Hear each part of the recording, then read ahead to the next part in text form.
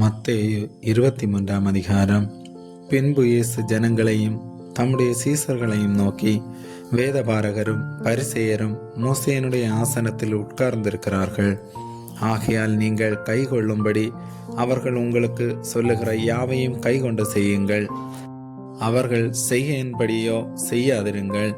ஏனெனில் அவர்கள் சொல்லுகிறார்கள், சொல்லியும் செய்யாதிருக்கிறார்கள். சுமப்பதற்கரிய பாரமான சுமைகளை கட்டி மனுஷர் தோள்களின் மேல் சுமத்துகிறார்கள்.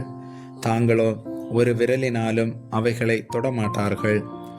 தங்கள் கிரியைகளையெல்லாம் மனுஷர் காண வேண்டும் என்று செய்கிறார்கள்.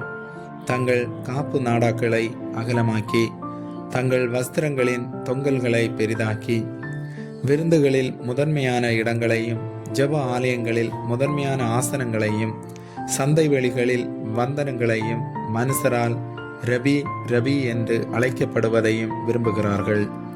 நீங்களோ ரபி என்று அழைக்கப்படாதிருங்கள். ஏனெனில் ஒருவரே உங்களுக்கு போதகராயிருக்கிறார். நீங்கள் எல்லாரும் சகோதரராயிருக்கிறீர்கள். பூமியிலே ஒருவனையும் உங்கள் பிதா என்று சொல்லாதிருங்கள். பரலோகத்தில் இருக்கிற ஒருவரே உங்களுக்கு பிதாவாயிருக்கிறார். நீங்கள் குருக்கள் என்றும் அழைக்கப்படாதிருங்கள். கிறிஸ்து ஒருவரே உங்களுக்கு குருவாயிருக்கிறார். உங்களில் பெரியவனாயிருக்கிறவன் உங்களுக்கு ஊழியக்காரனாயிருக்க கடவன்.